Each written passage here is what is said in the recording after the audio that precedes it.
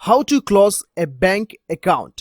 नमस्कार दोस्तों, स्वागत करता हूं आप सभी को टेकीराज यूट्यूब चैनल पर। दोस्तों आज के इस वीडियो में मैं आपको बताऊंगा कि कैसे आप करूर वैश्य बैंक या फिर किसी भी बैंक अकाउंट को कैसे क्लोज कर सकते हो। तो दोस्तों जानने के लिए इस वीडियो को शुरू से लेकर अंत तक जरूर देखिएगा। और यदि आपने मेरा चैनल को अभी तक सब्सक्राइब नहीं किया है तो चैनल को सब्सक्राइब करके उस बेल आइकन को जरूर दबाना ताकि मेरा हर अपडेट आप तक पहुंच सके। तो दोस्तों चलिए बिना देर के हुए शुरू करते हैं। हेलो दोस्तों, यदि आप अपना खुद का वेबसाइट बनवाना चाहते हैं तो हम प्रोवाइड करते हैं वेब डेवलपिंग डिजाइनिंग सर्विसेज। हमारी टीम से वेबसाइट बनाने पर आपको मिलेगा fast and quality services, 24/7 support, AdSense approval. Website दिए गए डिटेल्स पर कांटेक्ट करें और आज ही अपना वेबसाइट बनवाएं। Thank you. तो दोस्तों सबसे पहले तो आपको क्या करना है दोस्तों, देखिए आप गूगल में सारा कुछ सर्च कर लीजिए या फिर यूट्यूब में सर्च कर लीजिए। शायद आपको ऐसे बहुत से लोग ये बताएंगे कि ऑनलाइन भी आप जो है अपना खाते को क्लोज कर सकते हैं, लेकिन दोस्तों ऑनलाइन कोई भी प्रोसीजर नहीं है और ऑनलाइन आप जो है अपने खाते को आप क्लोज नहीं कर सकते। आपको एक बार तो ब्रांच विजिट करना ही होगा, ठीक है। तो दोस्तों आपको कैसे करना है और किस प्रकार से करना है वो मैं आपको बताऊंगा अभी। तो दोस्तों सबसे पहले तो आपको एक लेटर लिखना है, ठीक है। मैं आपको बताऊंगा कि कैसे आपको लेटर लिखना है। और दूसरा आपको जरूरत पड़ेगा आपका एक आईडी प्रूफ का जरूरत पड़ेगा, ठीक है। तो दोस्तों आपको ये वाला लेटर लिखना है, ठीक है। तो लेटर बहुत ही सिंपल है।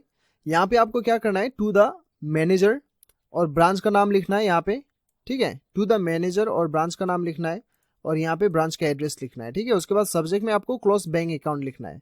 उसके बाद आपको लिखना है डियर बैंक या फिर डियर सर, डियर मैनेजर, जो भी आप लिखना चाहते हो वो लिख लीजिए। उसके बाद में आपको यहाँ पे लिखना है this letter is to inform that you kindly close my bank account. उसके बाद में आपका बैंक अकाउंट नंबर, ठीक है, इन योर बैंक।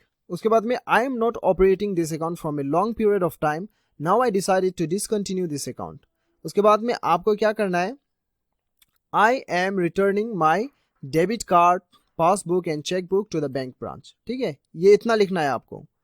और दोस्तों यदि आपके खाते पे पैसे पड़ा हुआ है और वो पैसे जो है आपने नहीं निकाले और आप डिमांड ड्राफ्ट के जरिए से या फिर आप जो है डायरेक्ट ट्रांसफर अपने दूसरे अकाउंट में करवाना चाहते हैं तो आपको लिखना है I request you to please return my existing balance through demand draft और transfer to my new account, ठीक है। ये आपको लिखना है। यदि आपके अकाउंट में पैसे पड़ा हुआ है और आप जो है डिमांड ड्राफ्ट के जरिए से या फिर ट्रांसफर अपने दूसरे अकाउंट में करवाना चाहते हैं तो आपको ये लिखना होगा। और यदि आपको जो है दोस्तों आपके अकाउंट में पैसे बिल्कुल भी नहीं है तो आपको ये इतना नहीं लिखना है, ऐसे ही छोड़ देना है, ठीक है। उसके बाद में आपको थैंकिंग यू योर सिंसियरली आपका नाम लिखना होगा, यहाँ पे आपका अकाउंट नंबर और डेट लिख दीजिएगा, ठीक है।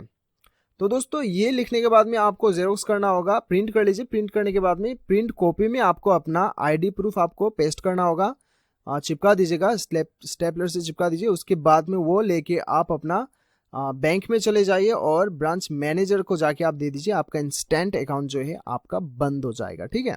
इस प्रकार से आपका अकाउंट जो है बंद हो जाएगा। तो दोस्तों इस प्रकार से आप अपना अकाउंट को बंद करवा सकते हैं। दोस्तों यदि आप ये चाहते हैं तो इसका लिंक आपको नीचे डिस्क्रिप्शन पे मिल जाएगा, ये फॉर्म का आप नीचे डाउनलोड कर सकते हैं, ठीक है। तो दोस्तों मुझे पूरा उम्मीद है कि आपको ये वीडियो पसंद आया होगा। वीडियो पसंद आए तो एक लाइक जरूर कीजिएगा, चैनल को सब्सक्राइब कीजिएगा। मिलते हैं अगले वीडियो में, अभी के लिए इतना ही। Till then bye bye, take care.